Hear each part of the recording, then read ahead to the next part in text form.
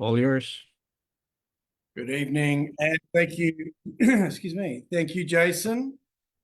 Good evening on this Sunday night, the 21st of July, coming at you at 8 p.m. A nice, hopefully comfortable time for all of us. Certainly suits me to be fronting up half an hour earlier. It'll mean I'll be able to get to bed half an hour earlier with my 4:30 rise of a Monday morning. Now, good evening. Tonight's talk is entitled How to Live to 110, or How to Have a Life Expectancy of 110 by having a life acceptancy of 10 out of 10. And for those of you who don't know me, David Lee is my name. I'm the founder and chief coach of Leeway Mind and Body Mastery. You've heard it be said, a healthy body gives you a healthy mind, but you need a healthy mind in order to make the decision to have a healthy body. I launched my coaching business over 20 years ago. It actually started as a sales training business. I had worked in the media industry for close to 30 years, or collectively well over that by now, because I still work within the media industry. But I held leadership positions within some of the country's top media companies, Channel 9, News Corp, Fairfax, all owned by Channel 9 now, most of them, 2GB Radio, Clear Channel International, Australian Traffic Network, all very high-powered, high-profile, highly stressful jobs that I managed to be able to keep my head whilst all around were losing theirs. One of the biggest concerns or the things that used to bother me in that role or in those roles was when I had people saying to me, you need to look a little bit stressed. You swan around here in your Xenia suits and you make it look so easy and everyone thinks you've got it easy, even though I knew I never had. But what I did know was I'd done my homework. I had a plan in place. I knew exactly every morning I walked in who I was seeing that day, what I had in the pipeline, who it was that I needed to put a bit of pressure on in the case of closing deals and things like that, and who in my team I needed to inspire or motivate in order to get them to achieve the budgets that we did. Never ever missed a budget. I've launched and relaunched over 50 media companies and small businesses in Australia in that time and continue to do so. My biggest clients these days are companies such as BMW, National Australia Bank, Amazon, Woolworths, the Endeavour Group, who own Dan Murphy's, for those of you who don't know.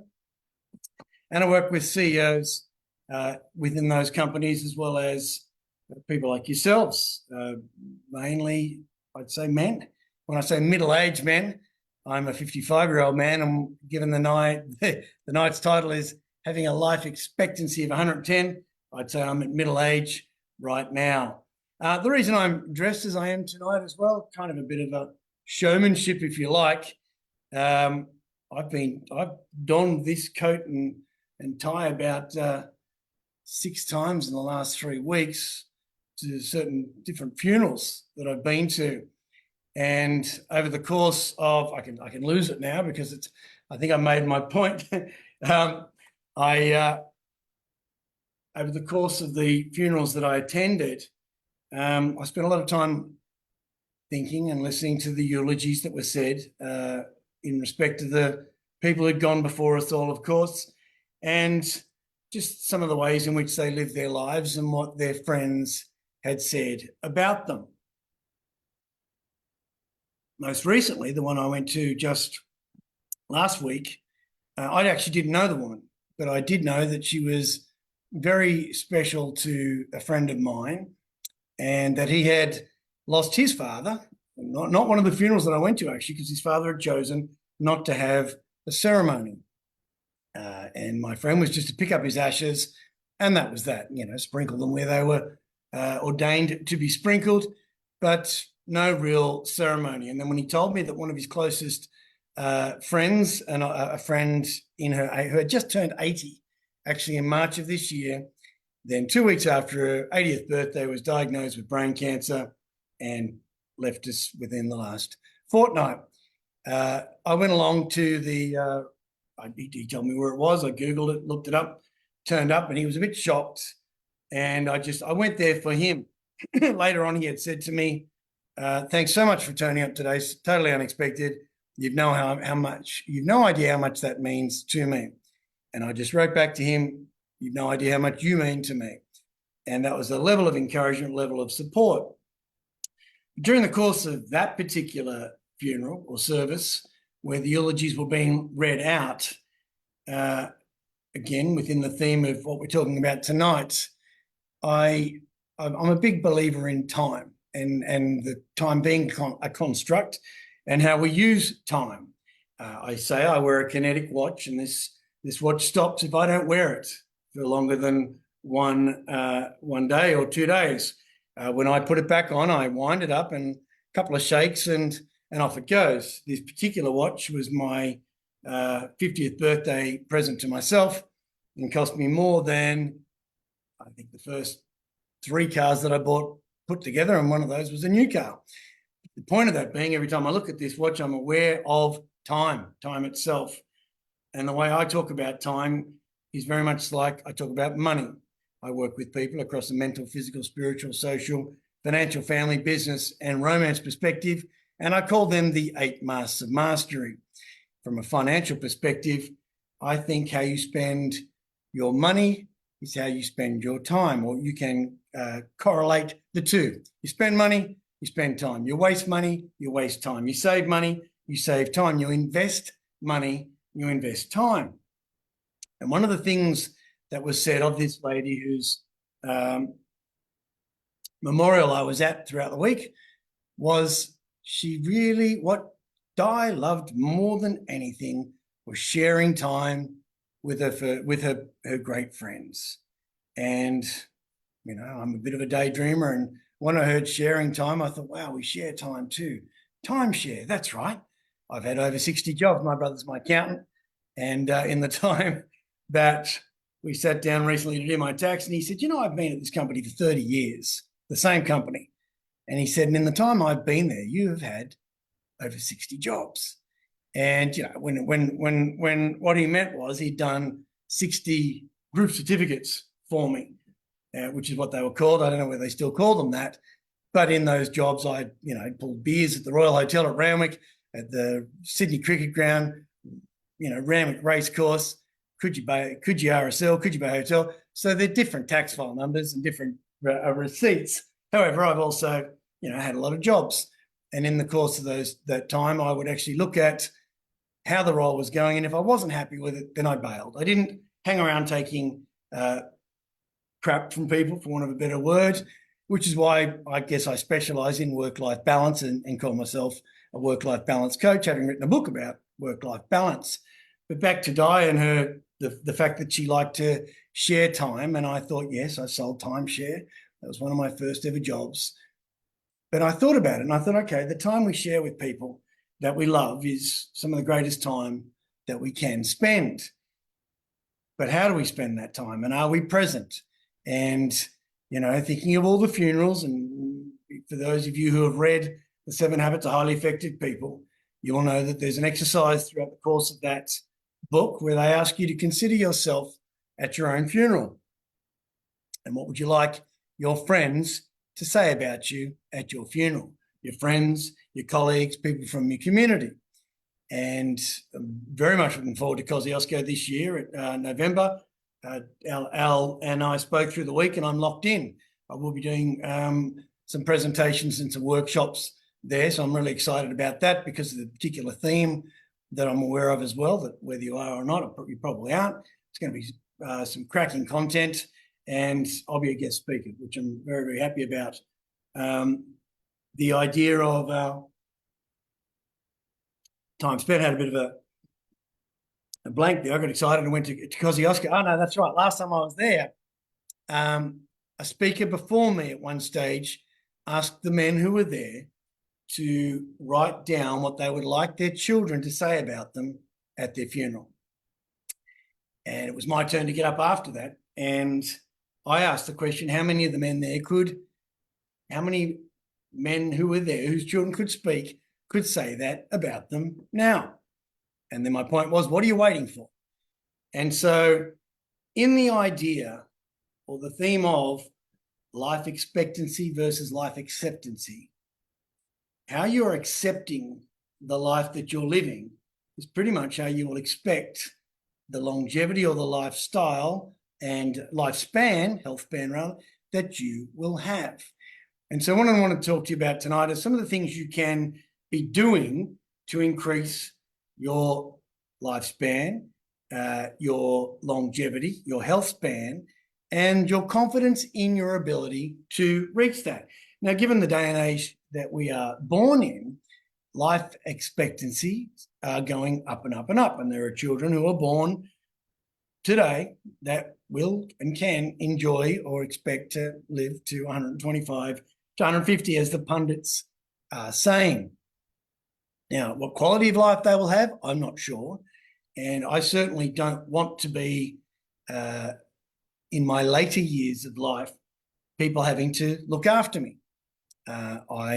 Wayne Field had a nursery rhyme or a bit of a poem which said, if it is to be, it is up to me. And I've been saying for many, many years, there are 10 two-letter words that are the secret to all of your successes and all of your heart's desires. And they are, if it is to be, it is up to me. I've since upgraded that observation to be, as it is to be, it is up to me, because I don't want to leave that in anybody else's hands. If has a question mark to it. If does leave a little bit to chance or hope, and hope is not a strategy. So as I want my life to be, it is up to me. It is my responsibility. It's my personal responsibility to ensure that I don't have offspring, relatives, or even people I have to pay to care for to wipe my clacker or to help me up and down off the toilet or put me into a bath or have to suffer the indignation of somebody looking after me to that degree. Within all of these life-extending technologies and medicines that are going to be around and are probably around now anyway, there will be a cure for most of these life-threatening or early life-ending diseases, illnesses, etc. But there is no cure for frailty. Everything that we do have in our armory is preventative. I call myself a preventative hypochondriac. I go to the doctors at least once every 3 months, get my blood tests done, and once a year get them all measured so that I'm aware of my testosterone levels, other hormone levels, etc., that are important to longevity. So I'm going to go at it as far as some of the things you can be doing to extend your lifespan, and ideally up to 110. So when I say I'm going for that, that's the measure. Now, some of the things you can be doing, and I look at it from the perspective of Benjamin Franklin said, some men die at 25 and aren't buried until they're 75. Now, Benjamin Franklin died in 1790. He was aged 84, but the average life expectancy of a man in the 1790s was 35 to 40 years of age. So it was interesting that he had said that. I mean, he himself lived to 84, of course. But I guess when you take into it all-cause mortality and a lot of how long it is and life expectancies are put down to infant mortality, which would have been a lot greater back then. But it was probably more accurate to say that the average man in Benjamin Franklin's time lived to the age of 50. Not a long time. However, given that he lived to 84, a lot of Benjamin Franklin's philosophies are things that I have adopted. In fact, on my sauna wall for quite some time, I had Benjamin Franklin's 13 rules for living. One of those was, prior proper planning prevents poor performance, or failing to plan is planning to fail. And I think a lot of what you accept in life is pretty much as the plan goes.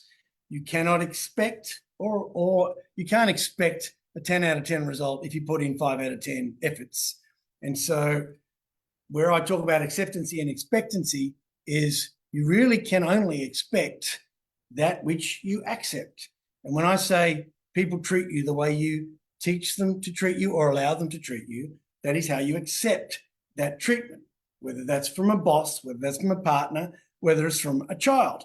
I spent the weekend in the Hunter Valley. Actually got back this afternoon.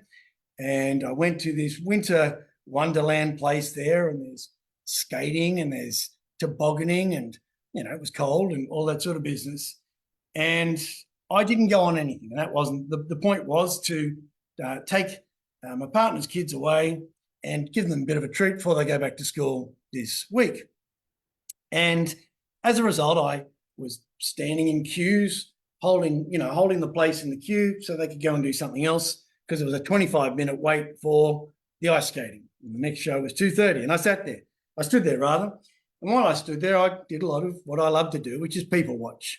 And human nature fascinates me, and the way people raise their children fascinates me. And all sorts were there. There's every socioeconomic group was covered for at this winter wonderland, I don't know what it's called, in the Hunter Valley. And I watched children speaking to their parents disgracefully. And I think, it's not for me to talk to complete strangers about how they should raise their children, but if any of you are falling victim to this or allowing this to happen, when I think about enablement, and they say, well, we're enabling our children. We're not, we're actually disabling them. And we're disabling our children to the degree that, and I raise this as well, because what you're accepting from your children is what you will expect from your children. I heard this woman talking in the queue saying that her son's going to be this, that, and the other when he's older. And the child was carrying on like a complete punk. He's not going to be any of those things, because who's he going to sell whatever he's creating to? Because nobody will like him. And people do business with people they know, like, and trust.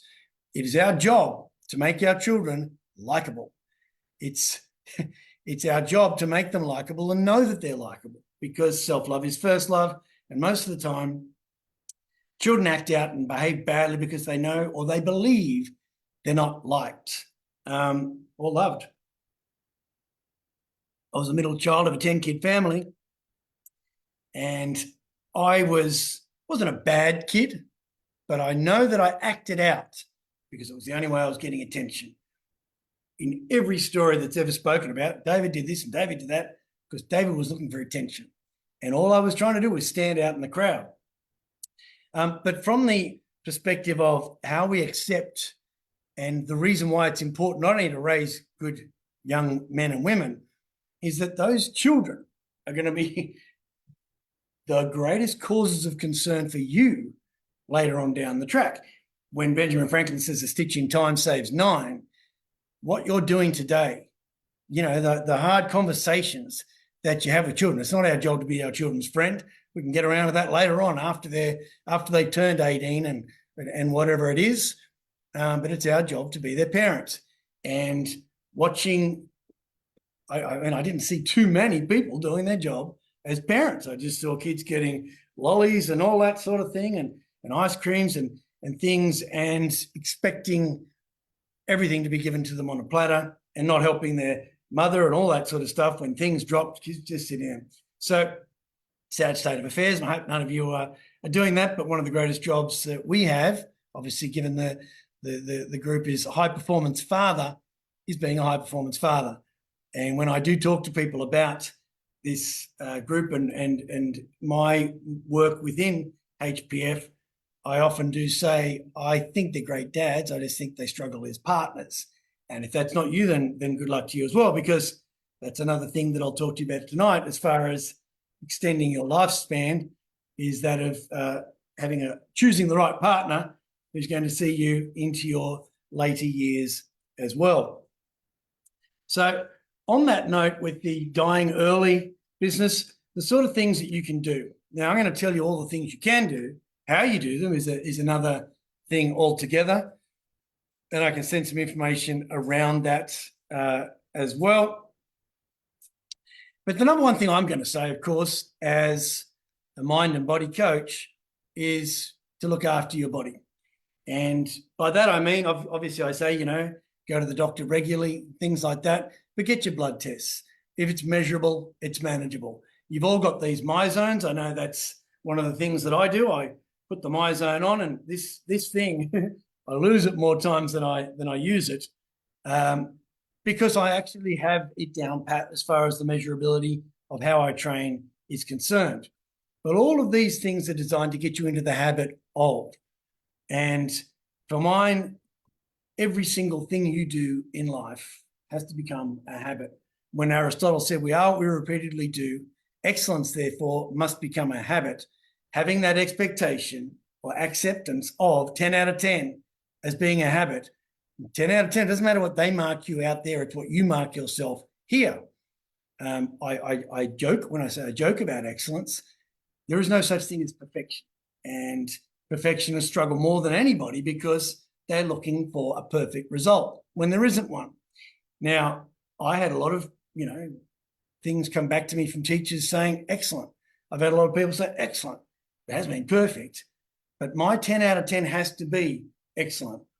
Lately, I've had a lot of people saying, but you've got unbelievable drive, the drive that you have. And I'm like, what is drive if it's not discipline? I mean, I have acrostics that I work with everything. And the D in my drive is discipline, in that discipline is something that you do of your own volition, self-driven, if you like, or self-focused. So the D in my drive acrostic is discipline. The R is reminding and remembering what it is that I'm having. Why is my drive? Why am I driven to succeed here? Why? What is it going to give me? What do I want that I'm driven towards? Let's just say my drive, one of my drivers is to have ultimate and optimal strength, health. So remembering that, what do I need to do? Well, I need to pick everything up and put them down again. I need to walk for at least half an hour a day, not just within it, but as a given. I set a timer to do half an hour talks. Now, walks rather. The reason I said talk is because everything is negotiable. When we talk about trading variables, you might say, there's my product, there's my price.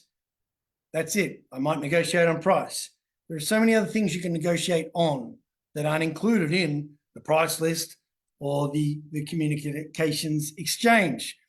So, for example, I coach clients from all over the world, and I'll say to some of them, hey, what about we go for a ruck? There's a client of mine, I did this the other day when we both put on our backpacks and waited and went for a walk and tried on the FaceTime for an hour. It was an effective call for both of us. And that was 1 hour of strenuous exercise for me. And ideally for him, he did tell me at the end of the call that it's longer than he would have ordinarily worked. Job done, tick, got that underway. So the D is the discipline, the R is a reminder, the I is the impetus. The impetus, what is it that's going to fuel you to do what it is you say you want to do? So, okay, I'm remembering what it is I want and why I want it. What's the impetus? What's the action steps? What is the first thing I have to do? Then the V is the vision. Now, again, beginning with the end in mind. If I say I want to live to 110, then I've got to work my way backwards. Now, given that, if I was to show you some sums that I did just out of curiosity, the idea of living to 110, or even right now, I'll get back to that. I'm probably getting ahead of myself on that one, or even if I have those notes there. But I'm going to work backwards. So, okay, if I want to live to, let's just say 81, which is the average age at which men die in Australia. Well, at 55 years of age, I've lived as many years as I have on the planet. I did have the sums written out, so I'm a bit cranky that I can't find that, but that's as cranky as I will be. Anyway, doing the sums, minusing it from that, 29,500 days that I've lived, and it gave me a score of 9,200 days remaining. So of those 9,200 days, how am I going to spend them to make them longer if I want to go further than 81? So I'm going to actually have to move for at least, I look at the things that the World Health Organization says on a week, and I go, right, 150 minutes of aerobic or exercise a week, that means I've got to do 150 a day. And so in a lot of cases, I've got what I call it's 91 days, 90 WON days, 90 days that I have to win, but it actually is 91 days, which is 13 weeks. over the course of that, I have to do 91 different things, but they add up on top of each other. And it all sounds very difficult at first, but if one of those 91-day habits is to walk for half an hour, walk for half an hour. It's not that difficult. If one of them is to get up and watch the sunrise, get up and watch the sunrise. It's not that difficult. Now, when I say it's not that difficult, maybe this is where people are talking about my drive being greater than most. But back to the V, which is the vision. And if I know that one of the things I have to do every day in order to live to a ripe old age is see sunrises and walk, then why wouldn't I do it? If you know that in order to buy the car that you want, you need to have this much money, then you're going to go about putting those financial decisions in place in order to save that money. So for me, I just see it as something I have to do to get what it is that I want to get. And it's great that you guys have challenges, and it's great that the challenges change and they get different, more and more difficult. But that's the point. There's a part of the brain called there's two discs in the brain called the mid-anterior cingulate cortex. And what they do is they grow the more you do things that you don't want to do. The reason why that's important is those two things are also linked to, the one thing rather, in both hemispheres, are linked to your will to live. Now, the will to live meaning as you get older, your ability to say, you know what, no, I'm going to do this because I want to live longer. When the idea of Benjamin Franklin saying some men die at 25 and we bury them when they're 75, there are some people who, when they retire from work, retire from life. And they're very shortly or soon afterwards, they may not even die, but they do go into a steep decline, as in, that's it. They lose their vim and vigor, they disassociate more from society, and all the things they should be doing, which I'll get on with and talk about, they don't do. They stop doing them. So the D in drive is discipline. The R is reminding and remembering what it is you are after in life from a mental, physical, spiritual, social, financial, family, business, and romance perspective. The I is the impetus. The V is the vision. See yourself as the person you want to be, do, and have of the things you're doing. And then the E is effectiveness. There's a big difference between efficiencies and effectiveness. I'm always looking at different hacks to be able to do things more efficiently, but they still have to be effective. With my cold showers that I still do every single morning, I'm noticing the skin peeling off my fingers because of the blood not going to the extremity of my fingers. So my most recent hack, not just filling up, I fill up the sink with hot water before I have my cold shower, and I put my towel and my terry toweling bathrobe into the dryer, and I put that on, and I'll go out and I'll drink this is my water. I fill it up to here, which is 800 mils. I juice one lemon, and I have a pinch of either Celtic sea salt or Himalayan rock salt in there, and I drink it with a metal straw. Put the coffee machine on. I boil the kettle, I put the coffee machine on and put that in the glass so the coffee stays hotter longer whilst I journal. I then go in with my primed 3-minute song from the night before, and I play that cold song, and it's freezing. But what I'm also doing now is boiling 3 eggs on the stove. Now, I'm boiling the 3 eggs on the stove. They go in. I go and have my 3-minute freezing cold shower and scream and dance and sing and smile and feel invigorated. Then I do my breathing exercises in my towel, which is now a bit warmer from there. Put my terry toweling bathrobe on, stand on the flat earth, the grass rather, bare feet, do 30 breaths. These are the things you can be doing to extend your longevity as well. The reason I'm telling you, do 30 breaths, holding the last one, do that 3 times, takes about 6 to 8 minutes. I'm discharging negative energy. I'm getting the energy from the breathing and the earthing, plus the cold shower, plus the coffee, cutting off that. But the eggs then, I hold them in my hands because I've then got to be down at the beach at 5:30 with my first client, and it's freezing. But those warm eggs that are in my pocket, once they actually run out of heat, I then eat them. Then I've got my 3 eggs, which is my 20 grams of protein. Protein coming from the Greek word protos, which means of first importance, leaving me only 180 grams I've got to get through for the rest of the day to hit my protein target, which is another one of those longevity enhancers. So movement is what I'm going to say. Muscle mass is one of the determinants of longevity. Grip strength is another one. So the way people say, well, why? But why? Well, the idea of doing squats and lifting your body weight, your leg muscles are the biggest muscles in your body, your glutes and your legs, you're working them in squats. And when people say don't skip leg day should be the first day of the week. My Sunday workout is usually leg day because I see Sunday as my first day of the week. But because driving back and forward from the Hunter Valley and all that sort of business, tomorrow I'll be doing legs, and then I'll do them again Wednesday, then I'll do them again on Friday. And I give them a good old workout. Now, I don't have legs like Tom Platz, if anyone remembered him as a bodybuilder, nor do I want them. I want to be functionally fit. But the idea of having good, strong leg muscles is that I'll be helping myself up and down off a chair. It's good for my posture, but no one will be looking after me. But given that there's that much muscle mass, the decline in muscle mass is not going to hit me as readily as it will be if I didn't do that. The other thing is, as I get older, it's not clumsiness. It's actually people fall over and they just don't. How many times yourself, when you see this, you'll see somebody trip and they always look back to see what that was that they tripped over. It's clumsiness. That's why you tripped. But that's going to happen to any of us at any stage of life. The day you can't catch yourself because you have weak thigh muscles is the day you fall over and you break a hip. There is a level of morbidity about tonight's talk. But 1 in 3 people who break the hip over the age of 50 die within the next 12 months. In America, the third biggest cause of death is misdiagnosis, medical misdiagnosis. One of my clients is an emergency surgeon. She says the last place you want to be is in hospital because that's where things go wrong. I remember one day one of my clients telling me, oh, Dad's in hospital. He's getting a this, that, and the other. He's just had his 70th birthday, so he's getting some minor operation. She said, oh, Dad's caught septicemia in hospital. 2 weeks later, my dad died.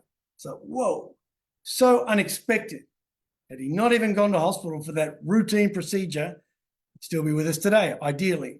So these are the sort of things you want to keep out. Now, grip strength is a determinant of longevity. Again, the more you can carry, the more you can lift, the stronger your grip strength. Also, the idea of when you fall, grabbing onto something, opening jars, being useful.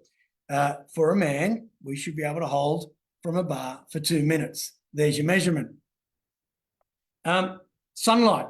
One of the things that you should be, we live in a country where there's lots and lots of sun, and that's great. Skin cancer and all that sort of business and melatonin. But that's through irresponsible exposure to sunlight. When I say I watch the sunrise every single morning, even in the Hunter Valley today, I got up and I had my cold shower and I put on my bathrobe and walked down to the side of the vineyard and saw the sunrise. I came back and did my breathing exercises. My partner said, did anyone see you? And I said, no. All those yahoos last night I knew would still be asleep. They're all hungover. I'm no saint. I enjoyed my wine and my time in the vineyards, but I had enough to ensure that it didn't compromise the next day. And so even in the idea of living for as long as you possibly can and living to the age of 110, leave off today to ensure that you've got some in the reserves for tomorrow. As Jason talked me in tonight, he said, you've got a stand-up desk, David. And I said, well, I've fashioned this one here. I do all of my talk standing up. Sitting is the new smoking. Another cause of early deaths is people just being sedentary. Now, the reality of it is life rewards action. The whole idea of movement in the body is to keep things moving. The more sedentary you are, the more sedentary you become. Movement releases dopamine. Dopamine is the reward and motivation hormone. You don't move, you don't get motivated to move. You move, you get rewarded by that movement and you get motivated to move even more than what that is. So working on your grip strength, try and hang from a bar for 2 minutes. And what I encourage people to do is while you're lifting weights, even if you're just doing bicep curls, squeeze the bars. Squeeze the bar as you're doing it so that your using as many neurons and as much as your nervous system as you possibly can. Grip the floor with your toes as you're doing squats. As you're doing leg extensions, tighten the muscles. While you're doing the bicep curls, really grabbing the bars and doing those. So you're using as much of your nervous system as you possibly can, because that's another one of the major benefits of exercise, is what it does for your nervous system. Now, problematically for us, what we call anxiety these days used to be known as a nervous breakdown. And people were having nervous breakdowns because they were letting stress build up and they didn't have any release. Again, all know the benefits of exercise, but one of the major ones is its ability to calm the nervous system down. You're burning off stress chemicals. The idea of avoiding stress by monitoring your moods, avoiding stress by doing things such as yoga and relaxation, meditation. What else have I got down here? Things that I know. Meditation, yoga, listening to music. I've been listening to a lot of classical music lately, just for a bit of, well, I'll tell you why. One of the people who was dying, one of the funerals that I went to, on his deathbed in the 4 weeks or 3 weeks that he was in a palliative care unit, didn't talk about money, didn't talk about work, didn't talk about, the jobs that he did and all that sort of business. But what he did talk about, he asked, could someone bring him in Beethoven's Ninth Symphony? And if you're wanting to get a head start, when I say a head start, I write in my book that an octogenarian's mind is one of the greatest libraries you have access to. If you know people in their 80s, sit down and ask them questions. My oldest client is 88, Valerie Taylor. She's a shark diver. Her and her husband, Ron, did all the film choreography in the Jaws movies. They were paid by the Belgian government to film the entire Great Barrier Reef at good money for that. And I train with her twice a week. And it's Tuesdays at 3 and Thursdays at 3. And Thursday afterwards, we have a glass of wine. And I'll sit there. And during that time, she tells me phenomenal stories. Now, I don't know how long, it's probably 6 months of sitting there listening to her, because when I say she's 88, and I'm enjoying her company. I'm enjoying the conversations that we have. I have time, and I've actually cleared my Thursday afternoons so I can spend a couple of hours with Valerie. But the lessons I learn in those conversations and the music that she listens to, and I listen to that music as well. So look to music as a way of not only relaxing, but as a motivator. Now, when I talk about my 3-minute cold shower music that I've primed, a lot of them are motivational songs. So it might be Lose Yourself by Eminem or Believer by Imagine Dragons. Now, one of the things I've been encouraging my clients to do recently is the songs that really do it for you. If you don't know them off by heart, write the lyrics out. And as you write the lyrics out, rewrite them in what they mean to you. First things first, from that Imagine Dragons song Believer. First things first, and on the song goes. But first things first, in everything that you want, everything you want to do, everything you want to be, everything you want to have, what are the first things you have to do? First things first. Take a minute to begin it. I say that we've got every problem you have in life, you can run it through the dream machine. Every goal you want to set, run it through the dream machine. Okay, my dream, obviously, mnemonic is desire, reality, end time, action steps, and make it happen. What do you desire? Is it realistic? When do you want it by? What are the action steps? Make it happen. And making it happen is first things first. Take the first step. And in taking the first step, you then are in the game. You're then on the way to getting what it is you say you want. Whether that's even the first step is, hello, lady I really, really like. My name's David. What's your name? That's it. First step. You don't ask, the answer is always no in anything in life.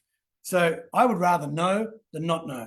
I'm also, sometimes I find there's a Balthazar Gracian quote, and it says, know how to show your teeth, for even a rabbit can tear at the mane of a dead lion. And he goes on and on and on. What he means by that is, if you've got a problem with somebody, whether it's your partner, whether it's a colleague, whether it's a boss, whether it's an employee, whether it's the bloke who sells you your paper and he's a bit of a ding-ding or whatever it is, the longer you go not saying anything about that, the more that resentment builds up, and eventually you blow and you look like the one with the problem, because the person causing the problem doesn't recognize they're causing a problem because you've never said anything about it. And everyone always says, oh, why didn't you tell me? Why didn't you tell me earlier? And I quite often say to my partner, what is something I do that annoys you? Or what is something I could be doing you'd like me to be doing that you're not telling me, that one day you're going to tell me out of complete frustration? And these days, she doesn't say a lot. She'll say, and I'm also a big one on asking for feedback in that regard. But the point of saying know how to show your teeth up front is if you want to have the conversation, have it up front. Now, the reason I brought that up is a lot of my clients have been saying, oh, listen, I was going to say that to my wife, but it turned out, everything's going really, really well. No. It's going really, really well because you don't want to have the confrontation. And because you don't want to have the confrontation, you're not actually being yourself. You're tippy-toeing around and you're walking on eggshells, which is why she's or he or whoever they are aren't giving you cause to say, right, when that comes up. But when you are prepared to have the conversation. Now, classic example, one of my clients said, well, my wife went and had this psychedelics, Iboga, I think it was. And then since then, she's been good. All the problems I have with her, she hasn't had it. She hasn't had them for the last week. I said, it's the first time she's ever done it. He goes, no, it's probably about the 10th. I said, so a problem you've had with her for the last 8 years and a behavioral trait that she has that you don't like for the last 8 years, you haven't actually confronted her on it. But every single time she has her psychedelic, she gets better, but then she goes back. He said, yeah. I said, right. Rather than wait for it to happen, why don't you say to her, you know what I've really noticed is since your psychedelic experience or your time with the shaman, you haven't been doing this, which is really great. You haven't been saying this to me, which I feel really good about. You've been quite kind to me, which I really, really love. The idea of reward what you ignore and ignore what you reward. Too many times we keep putting things, saying things around the things that we don't want more of, rather than ignoring it. And that we're not encouraging the things that we do want more of. When we talk about the 5 love languages, and I say, assume she's all 5, if your love language is words of affirmation, then you're going to be a person who likes to give gifts and do acts of service because you want the words of affirmation. So even if you assume your partner's all 5, think of what 5 you're giving as well. Doesn't like gifts? She's not going to complain if you buy her a gift. Not a real big one on acts of service. She's not going to be upset if you take the rubbish out. Not big on doesn't need that positive reinforcement. Who doesn't? We all do. Everybody likes to know that they're doing the right thing, that they're on the right track. And that feedback, and I often say to people, it's feedback, not failure. But people like to know. If we talk about these things, it's measurable. If it's measurable, it's manageable. Then the measurability of how often, what have you done for me lately? How often you are doing these acts of service, giving these words of affirmation, these spending the quality time. It'll only be noticed the more it is given and measured from the perspective of feedback, not like from a point of, oh, are you happy with the way I'm doing this? But in an alpha perspective as far as taking the leadership on that. Trying to stay on topic tonight, so I will stick to my notes. The quote by Frank Ocean is, when you're happy, you enjoy the music, but when you're sad, you understand the lyrics, which is where I went from with that. Music is a great driver. Music is a great motivator. As I say, I use music for motivating me in the shower, getting me through. Get that song out and write the lyrics. Staying hydrated. Now, the idea of people go, oh, you're only as old as the woman you're with. You are only as old as your arteries. And I'm just amazed at how few people drink. Everyone says they do. Oh, yeah, I drink a lot of water. Okay. How much water have you drank in the last 24 hours? Well, no. I'm amazed at how few people hit their water, their hydration numbers. 30 mils for every kilo of body weight. Now, blood pressure is helped by viscosity. The more fluid you have, the more your blood's going to flow quickly, rather. The joints that you're lubricating, it's water. Your eyes, water. 5% dehydration equates to 20% loss of focus and 20% loss of strength. People who don't hydrate in the gym, I don't get that either. One of those things to stay on top of. Digestion. Now, the idea of you are what you eat, not if you don't digest it. All these people who have irritable bowel syndrome, or they might eat this and then one day it doesn't agree with them and the next day it does. Even the protein that you're consuming, if your body's not digesting that protein correctly, then you're not going to absorb that protein correctly. And any of the nutrients you're having, that is helped through the motility, movement through the bowels, etc., and through the system, through water throughout the course of the day. It's a great detoxifier, so it'll get all those metals and all the things from the environment out. Phenomenal for brain function and, of course, temperature and your mood regulation. A lot of people don't understand that, as I say to people, as soon as you have a Panadol or a paracetamol, the headache's gone. What happened there? It's supposed to take 45 minutes to reach you. I've listed the top 10 causes of death in Australia there, but that is a little bit morbid. Well, actually, I'll go through them because here's the point. Ischemic heart disease, number 1. Dementia, Alzheimer's, number 2. Cerebrovascular strokes, number 3. Lung cancer. Chronic respiratory emphysema, 4 and 5. Colon and rectum cancer, number 6. Number 7, diabetes. Blood and lymph cancer, number 8. Prostate cancer, number 9. And kidney and urinary tract, number 10. All of those are preventable to the degree of healthy lifestyle. Now, sunlight, which I spoke about, there's a nursery rhyme, the best 6 doctors anywhere, and no one can deny it. The sunshine, water, air and rest, exercise and diet. Sunshine also regulates your moods. It also helps with it raises your immunity. It increases the white blood cell production, as do cold showers. Now, sure, the idea of a cold shower boosts your dopamine levels to the same levels as cocaine, but it keeps them there to 4 to 6 hours. That's one of the main. That's not the main reason why I do it. I do it because it increases my white blood cell count. It is thermogenic. It burns body fat. It increases your brown fat, which is what regulates your temperature and thermogenic effect of your body. But the idea that it's increasing my white blood cells, which is my immunity. Now, the idea of, sure, there's going to be all these medications you can take to cure, but the prevention is better than the cure. I'd rather keep the genie in the bottle than try to fix it after it's out of the bottle. And my immune system being increased by sunlight, water, cold water exposure is going to help me with all of those. Diabetes is diabesity, the idea that we have type 2 diabetes, which is the new name for adult onset diabetes, because children are getting diabetes these days. Addictions, I'll get back to those. Maintaining your weight. So whether you're, I'm a believer in, what's the point of getting to 100 if you had a very boring old time of it and played safe? It's like I look at kids who play hide and seek and they keep hiding away and never got found. That was great. What was the point? Didn't get found, but she sat there hiding for a good hour.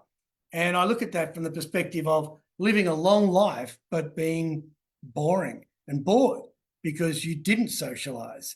You didn't socialize. There is a level of socializing that you can do that is healthy. As I say, I had a great old dinner last night, enjoyed some couple of wines and a whiskey with the owner of the place, this Irish fellow called Eamon. He made me an Irish whiskey and we had a great old time. Got in bed. I got to bed on time and got up on time. It was, you can have it all. And I rated yesterday as a 10 out of 10. Now, there'd be a lot of people who were at the same place last night who probably said they had a 10 out of 10 evening, but they would have had a 4 out of 10 day to day. What's the point? It's leaving enough in the tank. When Seneca says the one who puts the finishing touches on each day is never short of time, I see it's much discipline required to go to bed early, or on time rather, than it is as it is to wake up early or on time rather. And so when I say to people, what's another word for noon or 12 o'clock? They say midday. I said, why do you think they call it midday? It's the middle of the day. What are you doing going to bed? Middle of the night. So the idea of sleep. Now, sleep is another one of the three biggest determinants of longevity: muscle mass and how well you sleep. Now, how well you sleep while you're sleeping, all those bodily functions. When you sleep, 90% of the fluid in your body goes to your spine and starts feeding the brain with all those nutrients from the vagus nerve, serotonin production, the appetite suppressant, the growth hormone, and the red blood cell production, erythropoietin, that gives you stamina and endurance. It also replays the memories or stores the memories from the day before. People who think they can only have 6 hours sleep a night, 75% of your 8 hours, 75% of 81, if you're only going to go there, is 65. You retire at 65 and you die, or you're crippled with those diseases. So getting that 8 hours sleep, and when I say that, Seneca said, the one who puts the finishing touches on each day is never short of time. Putting the finishing touches on that day is setting yourself up for tomorrow. So the to-do list, I'm a big believer as well, is in to-don't lists. I procrastinate. Now, I procrastinate on things that I know I have to do by doing things that I also think I have to do, but they're not the most effective thing I should be doing. And I ask myself the question all day long, is what I'm doing moving me towards or away from my goals? And so, yes, having a clean environment and a place for everything and everything in its place, Benjamin Franklin said, is a good thing to do, but also putting out a good piece of content or working on some good creative content is a better use of my time, plus it's deadline driven. So I now have on my to-don't list, don't do any housework until 3 p.m. That works very well, because what's the alternative? Well, just do what I'm supposed to be doing. And so when you write out your to-do list, write yourself a to-don't list as far as what's going to get in the way of doing that. If my to-do list is to walk for an hour, what would be my to-don't list? Well, to don't not walk for an hour, or don't do anything that's not as important until then. So maintaining that weight. Now, when I was going with the idea of balance is when you go to the doctors and they say, has your weight increased or decreased by 5 to 10 kilos in the last year? Rapid weight loss unintentionally. Now, if you say, yeah, I lost 10 kilos because I did this, that, and the other, he'll say, thumbs up. Well done, 10 out of 10. Good work. But if you say, yeah, unexplainably, I've got these night sweats and I've lost a bit of weight, cause for concern, blood test, oops, see what happened there. So you maintaining, I tell my clients, and I do it myself every day, I weigh myself every day. Now, not only am I measuring my footprint on the planet, that's how much I weigh, but if I go, 89 kilos, I'm supposed to be 88, what's that from? Okay, I'll do a review. What am I going to do? Now, I've spent the weekend in Hunter Valley, as I said. We had breakfast at Peterson's Champagne House. So I had a glass of champagne and some sausages and eggs without the toast. Last meal. I won't eat tonight. My first meal will be after my workout, probably 11 o'clock tomorrow. That's the price I'm prepared to pay on the weekend that I just had. And as I had that weekend, I knew I'd be doing this on Monday. So I was putting the finishing touches on that day. And again, it's drive, but it's discipline, because I'm reminding myself 88's a pretty good weight for me. The impetus is I want to live a very long life. The vision is I see myself as a muscular older man, 110, standing up unaided by anybody else, giving a good account of himself, having good friends around, and that's the vision. The most effective way I go about it, well, I know what that is by now. Physician, heal thyself. You should know by now what your strengths are and what your weaknesses are.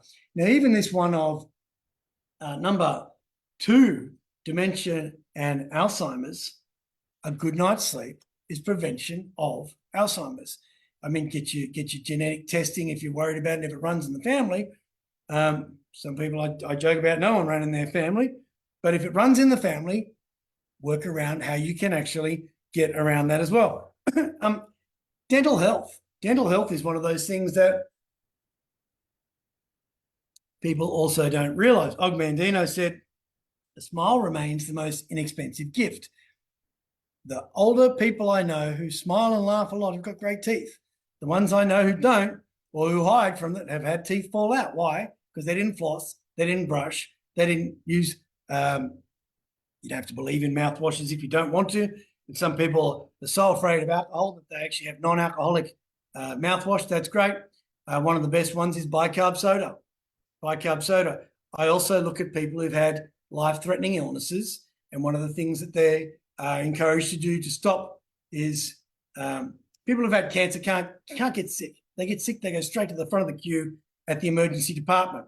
So they're asked to gargle with bicarb soda because that kills mouth ulcers and things that are going to cause gingivitis, which is tooth decay, and gum disease. So if I'm going to see somebody who's being told to do that to stop, well, I'm going to do that too. I don't have that. It's prevention rather than cure. So maintaining that and also bad oral hygiene has links to diabetes.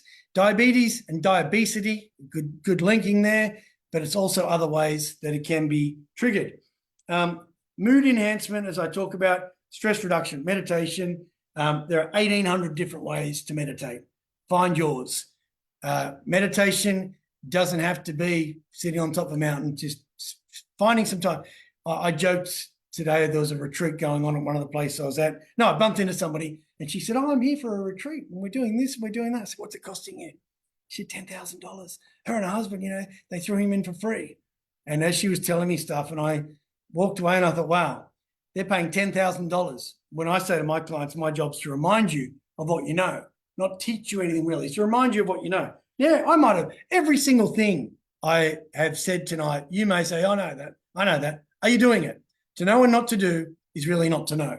So if there's anything I've said to you, yeah, I know that, but you know you're not doing it, it should go at the top of your to-do list tomorrow and the next day and the next day, and it becomes you. It's not something you try for a little while. Nothing that we're suggesting. It's not called HP fad. That's not the point here. It's high performance father for a reason. And these are not fads. Everything you guys are doing is teaching you how to be self-sufficient, how to do your own thing. If you're always going to rely on the system, you're no different to the Matrix, to provide you what your next thing is. I keep asking, do a spin on it. So find a goal, but what's the spin that you can make it your own? All of my programs are designed for you to then make it your own and own it and become your own personal coach. We don't stop playing because we get old because we stop playing, George Bernard Shaw said. The idea of saying, okay, how many people go, I was in pain for 3 days after that? Not if you're consistent. And the other thing is just being consistent. Now, there's a lot of things that I do to keep me young. When I say to keep me young, there was a study done on men in their 70s. You may have heard it. And they were told to imagine 22 years earlier. They put pictures of JFK and Marilyn Monroe and they played the old music. And over the course of those 5 days, their fingers got longer, their bones, they grew taller because all the arthritis left their body. Now, until someone asks me how old I am, I forget. But there are things that I do, which is I got a bottle of Brut 33 for my 16th birthday. I still wear it because it keeps me in that same frame of mind.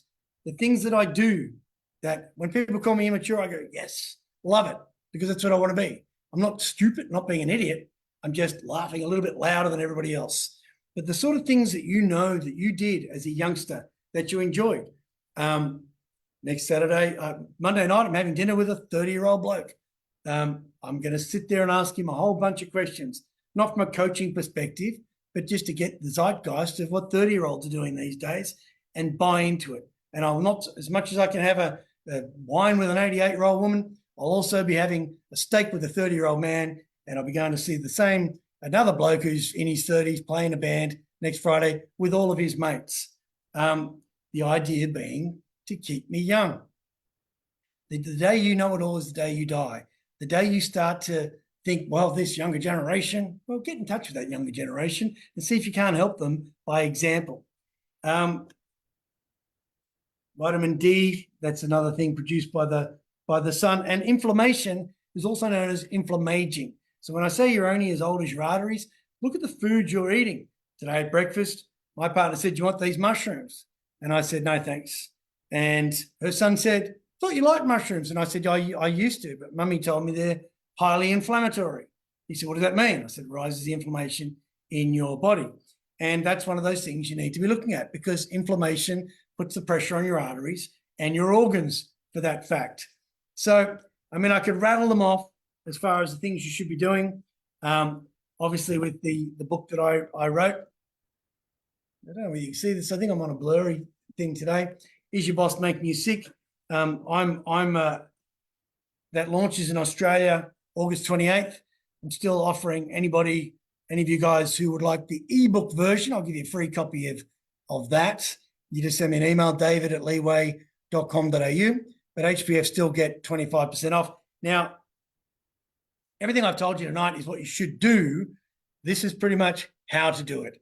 And it's one thing for me, I can sit down and go, right, this is your to-do list. But the how to do it is in here. And anybody who's read this has said exactly the same thing. So, there is, of all the 8 E's of equilibrium, which are enlightenment, these things you do in the morning: education, exercise, eating, engagement, encouragement, entertainment, and embodiment. Every single one of these keeps you young at heart. Every single one of these is designed to have you living a long life. That's the whole premise of the book. Just I'll take one thing out of each chapter that I haven't said in tonight's talk that you would learn from. So, a growth mindset will keep you young. Enlightenment. Reading every single day. This book, Discipline is Destiny, is a good book to read by Ryan. Again, it doesn't work there. In exercise, low intensity, steady state cardio. Just go for a walk every single day and do some healing. So, having a sauna. I had a 1-hour sauna here tonight before I, knowing that I'd had my weekend in the Hunter Valley, did my 1-hour sauna, drank 2 liters of water to sweat out all the rubbish. Gut health. So there's one for there, all the idea of gut health and eating. Quality time with your partner and engagement, chapter 5. Motivating and inspiring others, chapter 6. Encouragement, laughter and entertainment, chapter 7. And embodiment is pretty much willpower, be accountable, self-belief, gratitude, and perspective. So HPFers, next time I see you, anyone who's coming to Sydney, will be August the 11th. And up until that date, I'm still offering 25% off. Just put HPF in at the checkout and you get 25% off that book and audio bundle. Actually, if you buy the book, I'll throw in the audio for free, HPF. But I do have, I have the outline of my 91 days program, and I will give anybody who sends me an email, david@leeway.com.au, I'll give you the 91 habits that you will do over the course of those 91 days up front. If you send me an email, david@leeway.com.au, one for the free ebook, and just say in the subject heading, write ebook or 91 days. And I'll send you the 91 habits you should adopt over the course of 91 days. That'll get you to live to 110, or I'll give you a free copy of the ebook. That's david@leeway.com.au. Otherwise, anybody coming to Sydney on August the 11th, I'm going to be there for the dinner on the Saturday night. So I'd love to meet as many of you as I possibly can. And then I'll be running the boot camp on Manly Beach, which I'm excited for as well. It's going to be quite a big crowd. And otherwise, I'll meet you all at Cozzy at the end of the year. That's it for me. I don't know why I didn't wait till I was finished before I had that sip of water. But gentlemen, it's always a pleasure. I hope I've served you well tonight. I'll give you a tip. Somebody was saying to me they've got to give a presentation or that they're going to be interviewed for something. And my greatest advice to anybody who has to give a presentation or be interviewed on a podcast or anything like that is, and it's what I do, every single thing I write down, I think, who am I serving? Every single topic I come up with, I think, what do the men who I'm talking to want to hear from me that's going to benefit them? I'm not thinking about me. If I started to think about me, when I say I lose the plot, I lose the plot line of what it was I'm talking about. So whenever I seem to lose my way in any of these calls, it's because I got back up in here, which is why I think alcohol is such a social lubricant, because after 2 or 3, you get out of here and you start focusing on the people. They say the drink takes the drink. The man takes the drink takes the drink, and the drink takes the man. I think 3 to 4 should be your limit if you can, unless you're off camping and no one's getting hurt. All good. But on that note, fellows, have a great week ahead of you. Seize the day, and it's always a pleasure. Be well.